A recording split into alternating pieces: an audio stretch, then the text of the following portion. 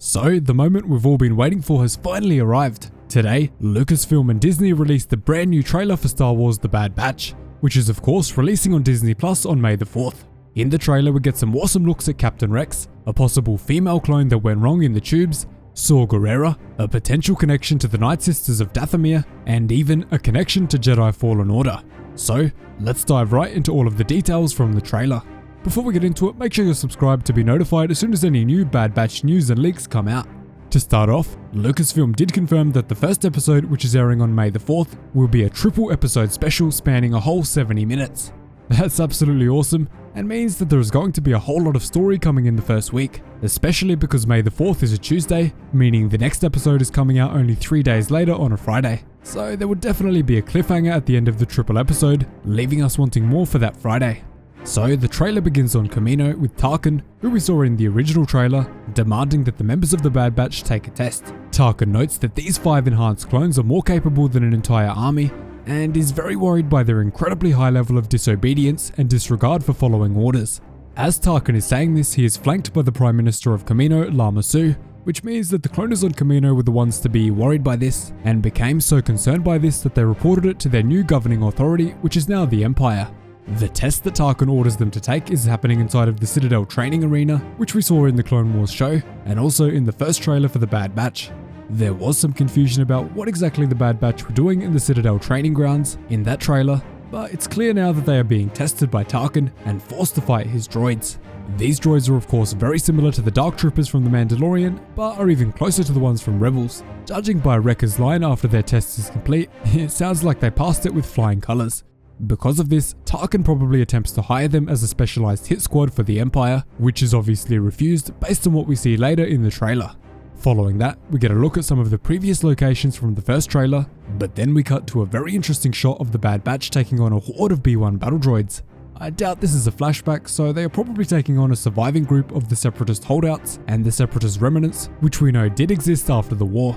Obviously, Anakin shut down the central command computer for the droid army on Mustafar at the end of the war, so these are either disobedient droids, which if you watch my comic videos, you will know there are quite a few, or these droids were in a state where they could not receive the shutdown order, or even too far from the signal. Either way, we know from Star Wars Rebels that it was possible for Separatist battle droids to refuse the shutdown order or even not receive it. After this, we get a massive reveal of a brand new child character. This kid appears to be female, but it's always hard to tell with the Clone Wars animation and young voice actors, so for now we'll assume it's a girl character.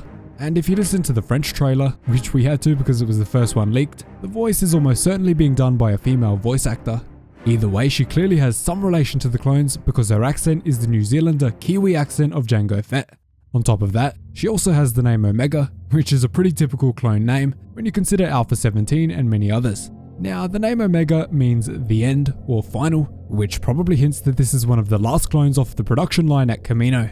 Either something went wrong in the tubes and caused her to become a female, or the Kaminoans attempted to switch the chromosomes in the cloning process because the Jango Fett DNA sample was already being stretched to its limits. I guess we'll just have to wait and find out. An interesting note here is that her voice is closer to the Jango Fett New Zealand clone accent rather than the Dee Bradley Baker one, which probably tells us that she's not the daughter of a clone trooper or anything like that, since Dee Bradley Baker does the voices for most of the other clones. It could also point to her being another unaltered clone because of her age. That would be interesting to see. There is also a very interesting pendant on her head, which could have a connection to Dathomir, so I'll cover that very shortly where it fits in better. After this, Omega meets Clone Force 99 for the first time, and has obviously heard of them before.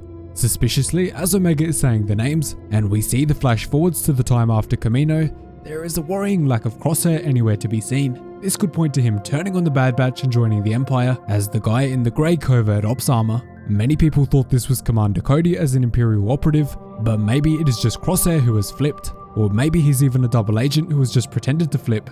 Another thing we'll have to wait and see on. After this, we get a line from Tarkin, where he says he wants Clone Force 99 found and wiped out, meaning they definitely made it off Kamino after their tests, and interestingly he is flanked by the Coruscant Guard troopers.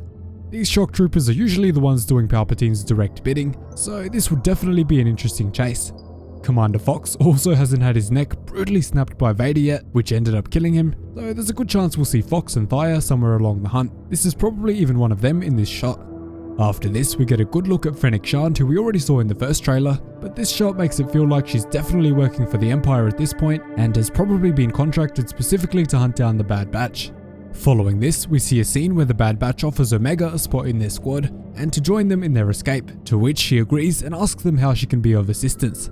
After this, we get an awesome space battle, but even more awesomely, we finally get confirmation that Captain Rex will be appearing in the show. It was almost a certainty because how could a character this important not show up, but it's nice to have it in stone now. It appears that Rex is working with the Bad Batch and Omega at a Venator scrapyard. This doesn't look like Bracca, so it probably isn't, but you never know with the animation style. I still definitely think there will be some tie-ins to Jedi Fallen Order, and especially Cal Kestis. As this scene is playing, we also get a voiceover from Saw Gerrerra, where it sounds like he's telling the Bad Batch that the Clone Wars have ended, and now they have the choice to either adapt and survive, or die with the past. I honestly can't wait to see the connections to Rogue One and Rebels with Saw Gerrerra here. Following the scene with Rex, we see Omega shooting what looks to be a Nightsister bow, which you would be familiar with from the Dathomir Clone Wars episodes and Jedi Fallen Order. This points to a definite Nightsister arc, with some connection to either Merrin, one of the last survivors of the Dathomir massacre, Morgan Elspeth, another survivor of that dark day, or even Asajj Ventress, who tragically died in the Dark Disciple novel after jumping in front of Count Dooku's lightning to save Quinlan Vos. This is also where the pendant on Omega's head ties in. It could mean nothing, but it does have a similar shape and is in the same location as Morgan Elspeth's Nightsister markings for The Mandalorian Season 2. It also looks suspiciously similar to Nala Se's pendant, which she wears in the exact same spot on her head, so maybe this is one of Nala Se's personal creations or one of her personal projects.